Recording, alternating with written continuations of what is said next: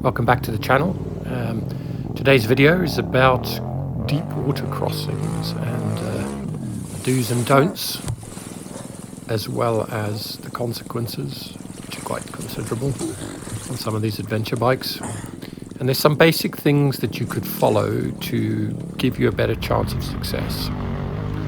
Obviously, I'll try to list a couple of the key fundamentals, but for me the key is approaching cautiously, well, checking it out first, deciding to avoid it if you can, depending on your skill level. But there's a lot of fun in doing water crossings, so depending on your appetite for risk and the way you ride, you might want to either avoid or tackle it. But if you are going to tackle it, approach speed is key. There's an example of a little bit fast. Here's another one a little bit fast, in my opinion. They did make it through, admittedly, and it was a lot of fun, and we had a good giggle afterwards. Yes, but the correct way to enter a deep water crossing is with a bit of caution. Obviously not too slow. So here's a good example of a little bit fast again, but he's got good balance on the bike.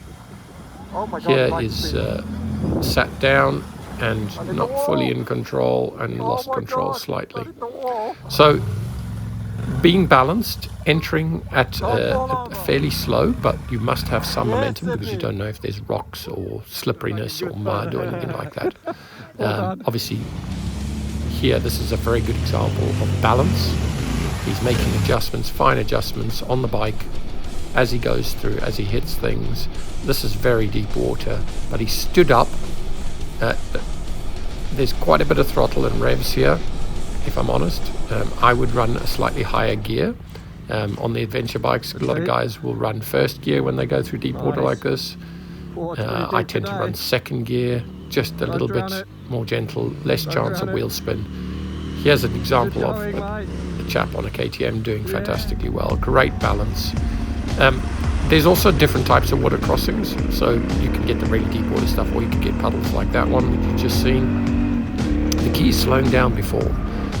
You must slow down before, have a look, be somewhat cautious, and then enter the water.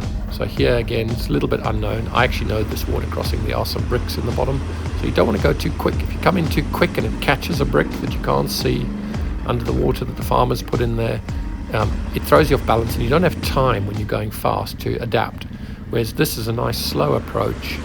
I'm just feeling it. I'm able to pick a line. I can actually hear, I'm lucky I can see the bottom of the water, and then I can exit with a little bit of momentum, so I'm not getting stuck, but not too fast. So Frenchie doing a great job here. Look at the balance on the bike. Big smiles, fist bump. Brilliant. So can be lots of fun, and you can do deep water crossings on all sorts of bikes. So here's a KTM 990 Adventure R. Well, I don't know if it's an R, but it's an Adventure. But great balance on the bike, nice and steady pace through the water, and then you can get into deep mud holes, which you need to be very cautious with. That's a deep mud hole that can swallow bikes big time. So